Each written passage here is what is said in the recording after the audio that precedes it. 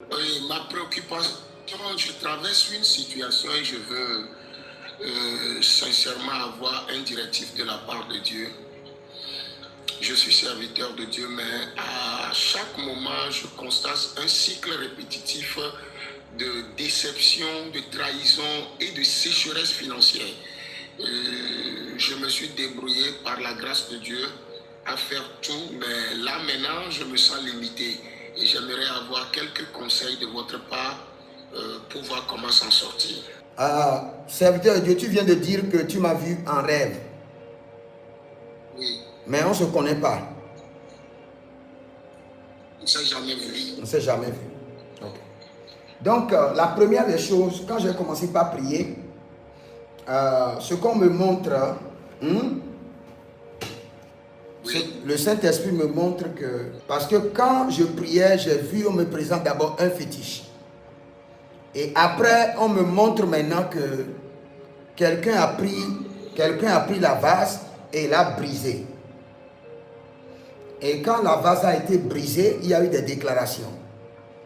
Et cette déclaration disait que de la même manière qu'on a brisé cette vase-là, que tout ce que vous allez faire dans votre vie, arriver à un niveau, ça sera brisé et que vous allez ramasser en pièces et essayer de les rassembler, de les joindre, mais arriver à un niveau encore, tout va tomber encore à l'eau, à lambeaux. Dès que j'étais en train de prier, j'ai vu la vidéo. Et c'est exactement ce que vous êtes en train de vivre. C'est exactement ce que je suis en train de vivre. Okay. Je construis à un niveau, tout se brise, je dois recommencer. Malgré ça, tu es un pasteur. Oui. C'est la réalité que je suis en train d'enseigner. Il y a deux alliances que tu dois établir séparément. La première, l'alliance de la richesse, de l'abondance, contre la dette, contre la pauvreté, l'instabilité et le déséquilibre financier.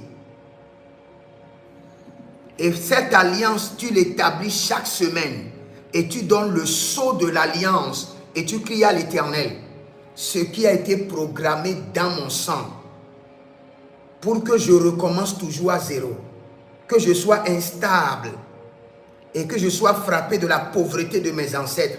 Par cette alliance, je purifie mon sang. Que mon sang soit débarrassé de cette alliance maléfique. Et tu commences maintenant par traiter ton sang.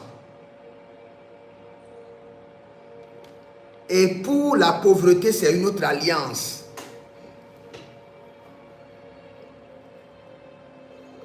Écoute-moi maintenant. Il y a encore un problème qui est connecté à un champ. Dans le règne de l'esprit, il y a un problème dans ta lignée familiale qui est connecté à un champ.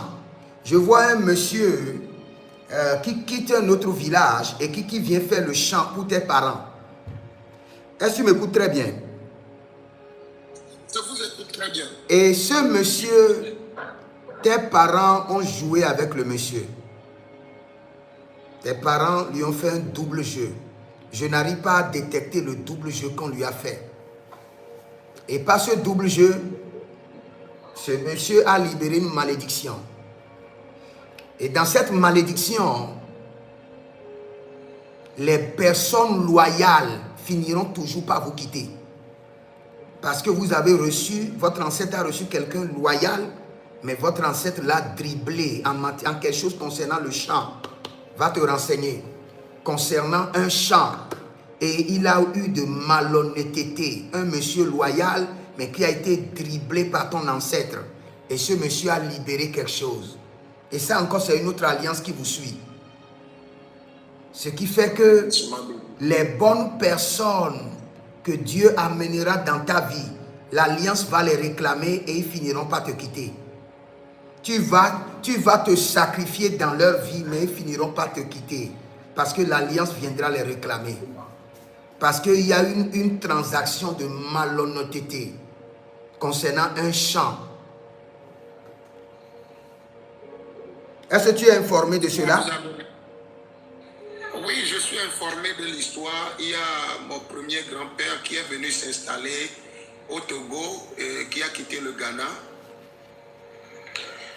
qui est venu s'installer au Togo, mais en venant, c'est comme s'il a pris un homme qui était venu le servir ici, mais les choses ne se sont pas bien passées avant que mon feu premier grand-père ne décède.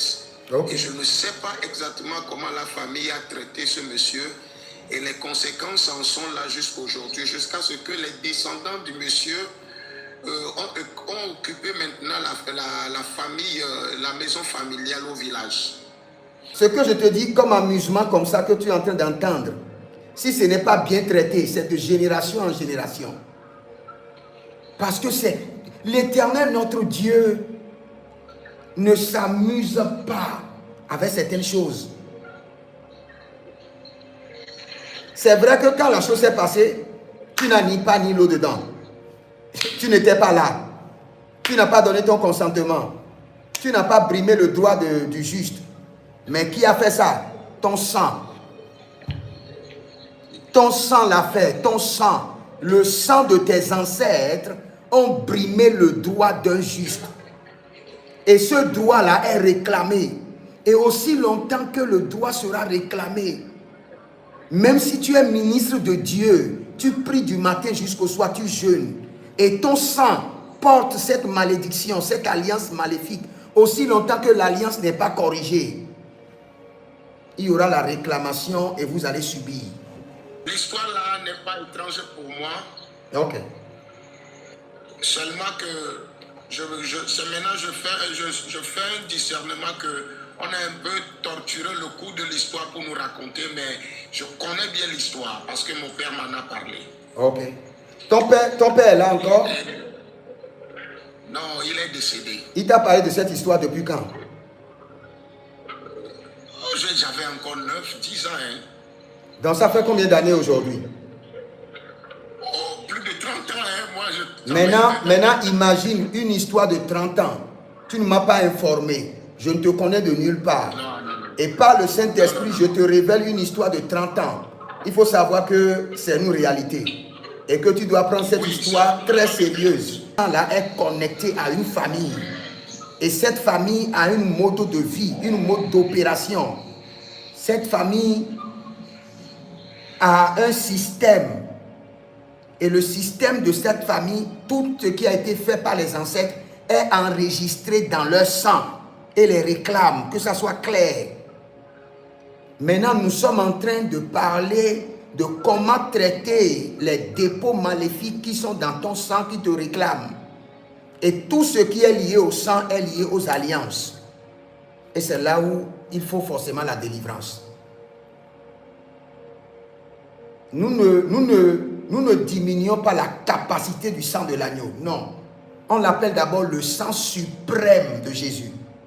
Et après on dit le sang des hommes et on dit maintenant le sang des animaux.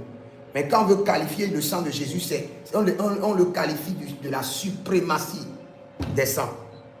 Donc nous reconnaissons l'œuvre du sang de Jésus et nous reconnaissons aussi que nous sommes d'une lignée familiale et que nous portons un sang et que ce sang qui est en nous doit être traité parce qu'il porte des alliances qui nous réclament.